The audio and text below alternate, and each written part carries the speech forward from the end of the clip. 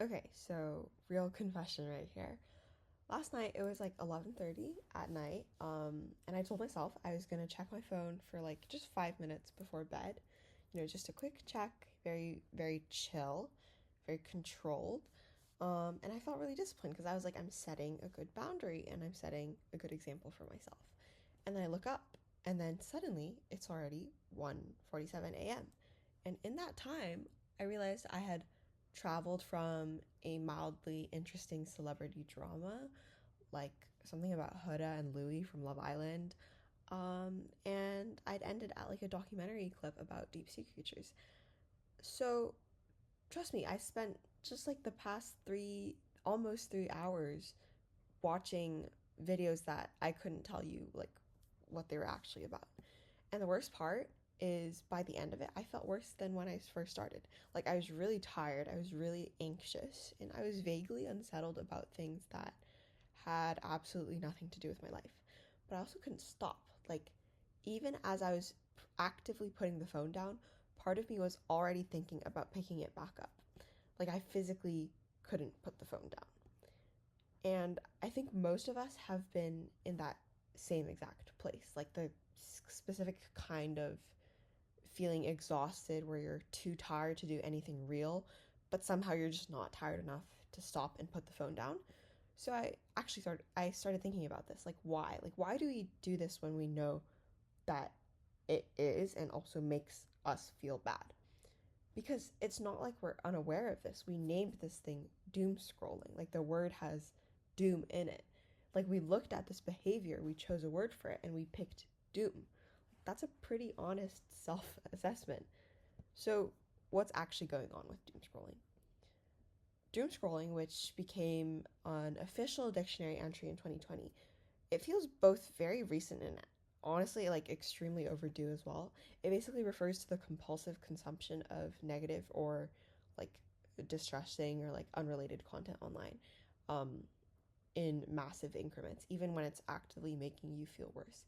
And the key word there is compulsive. It's not casual browsing, it's the inability to stop, and like you're headed towards like this quote unquote doom because you just can't stop scrolling. And I want to distinguish this from two things that kind of get lumped in with the word doom scrolling. The first is passive scrolling, which is kind of neutral. You're not like distressed, you're not like in a bad place mentally, you're just existing on the internet. You're like watching a video about someone's dog or whatever. Fine, right? The second is intentional information seeking, which is where you wanted to know something specific, so you looked it up, and then after that, you close the app, which is also fine. Doom scrolling is neither of those. It's more like you didn't plan to go down any rabbit hole, but something pulled you in and you can't get out. And the content that you consume tends to skew negative, or it, you know, the news, the drama, the conflict, the outrage is like what you consume. And that's not an accident, that's actually wired into your brain. There's a well documented psychological phenomenon. It's called negativity bias, which is the tendency for humans to pay disproportionately more attention to negative information than positive. And this isn't a personal flaw or a sign that you're a pessimist or anything. It's a survival mechanism because evolutionary, our ancestors needed to register threats faster than like good things or like opportunities, because like missing a predator was fatal in a way that like missing just like a fruit tree or like a lake wasn't. So the problem is that our brains never got updated for the modern world, in this aspect. So it's still running the same like ancient threat detection software, and now instead of predators, it's scanning tweets about like the geopolitical instability or like how bad climate change is, while you're scrolling at midnight. So it's the same system, but in a very different context. So now let's talk about the actual mechanics of why doom scrolling is so hard to stop. Because I think once you see it, you just truly can't unsee it. So the main mechanism is something called a variable reward schedule. And this comes from behavioral psychologist B.F. Skinner. His experiments were originally with pigeons and rats, which kind of feels appropriate given what we're about to apply it to. So, what Skinner found was that the most addictive pattern of reward delivery isn't just consistent rewards. It's not even like frequent rewards. It's random rewards, unpredictable ones. Like sometimes if you press the lever, you get something and sometimes you don't. And that randomness, like the uncertainty of what you're going to get or what you're not going to get, is what made these animals press the lever obsessively. Um, Actually, way more than if they just got a reward every single time, like it was guaranteed. So, your social media feed, your For You page, is a lever. Like every scroll is a pull of the lever. Sometimes you get something funny or interesting or validating, but most of the time you don't actually. But the possibility of getting something that you think will satisfy you mentally and intellectually, like that possibility keeps you going because you're always, quote unquote, just like one scroll away from something that might actually hit the spot. And this is not an accidental design choice. Former product designers at major tech companies have explicitly said that this like slot machine psychology was a direct reference point for the infinite scroll and notification systems we use today. And the parallels there, like, they seem pretty intentional. So, on top of this is what's also happening neurochemically. Dopamine, which is, you know, I'm sure many people know, it gets described as the pleasure chemical, but it's more accurately like the anticipation hormone. It spikes not when you actually get a reward, but when you expect one might be coming. So the moment you open the app, your brain is already flooding with dopamine. And it's not because you found something good or something that makes you happy. It's just because you might get that happiness. You might, get your reward. And the infinite scroll keeps that anticipation alive indefinitely. There's like an endless amount of videos to watch. There's no natural stopping point.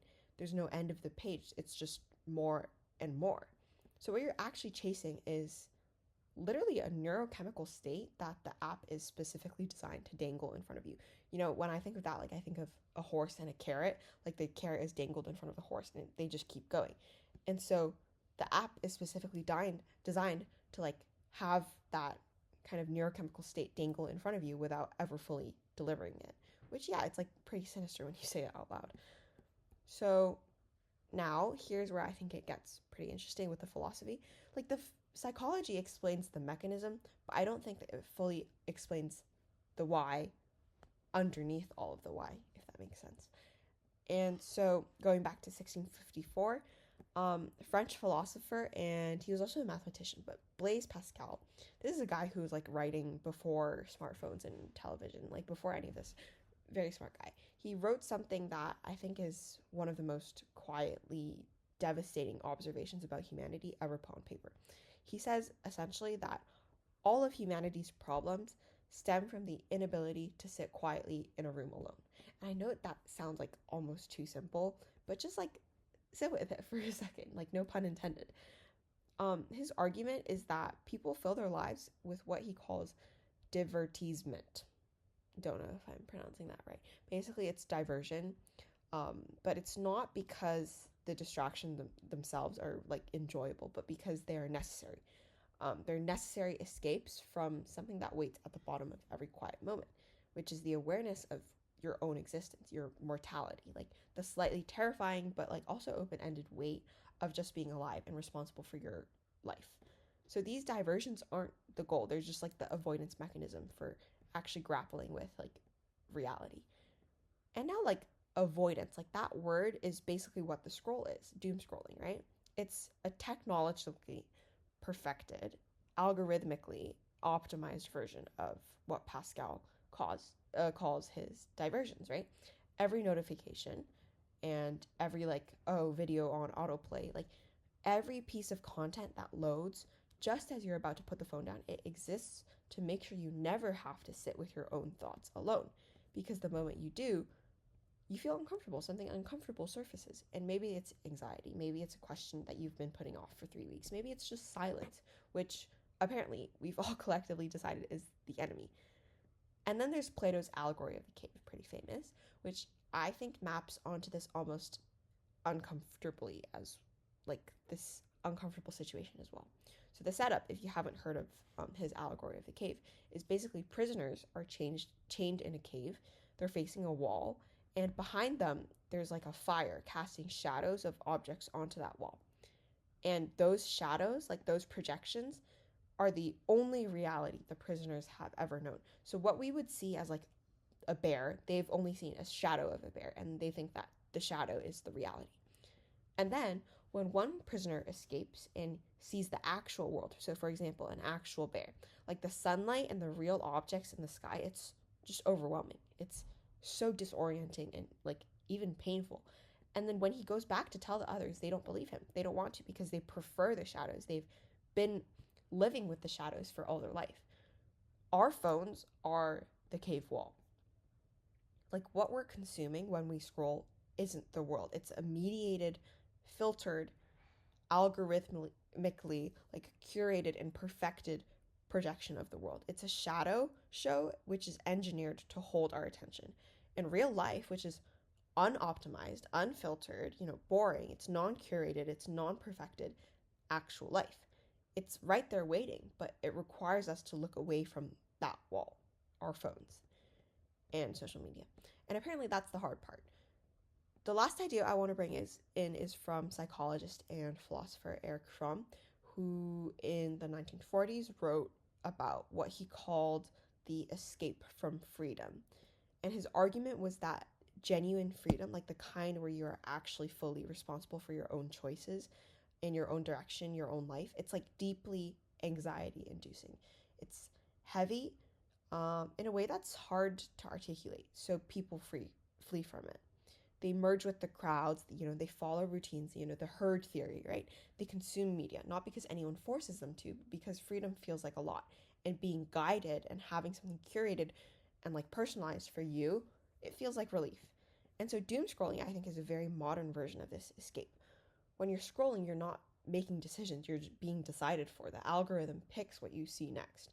The autoplay picks what comes after that. And you've handed over your attention, your time, and with it, a real slice of your own agency, because agency requires you to choose, and choosing requires you to be present, and that's hard.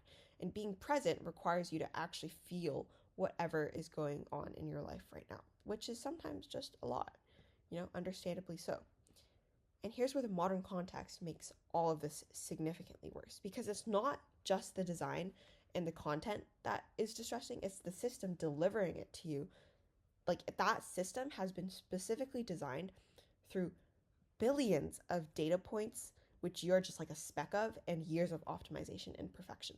Like to figure out exactly what keeps you engaged the longest. This is like the goal of all of these companies, right? They want to know what keeps you engaged, given the negativity bias hardwired into your brain. And so that turns out to be largely like outrage, fear, conflict. So they want to know what keeps you engaged.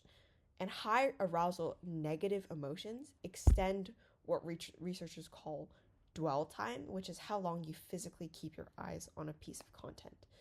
Anger and anxiety keep you staring longer than joy or calm.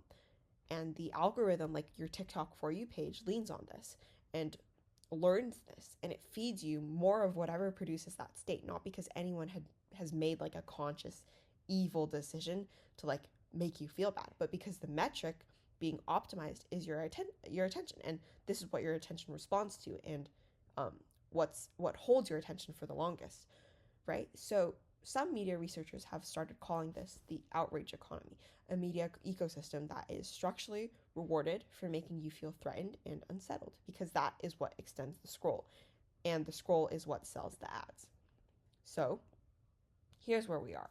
We've got Pascal's observation that humans flee silence. You've got Plato's prisoners choosing their shadows over reality. You've got Skinner's variable that rewards keeping your thumb moving. And then layered on top of every single one of these things, you've got trillion-dollar technological infrastructures that are precision engineered to find and exploit every one of these tendencies at the same time. And the deck is not just slightly stacked, the deck is completely stacked. And I think it's worth like just acknowledging the fact that before we get to the part where we talk about like personal responsibility, because I want to be honest, I'm not coming at this from a place of having solved this problem, obviously.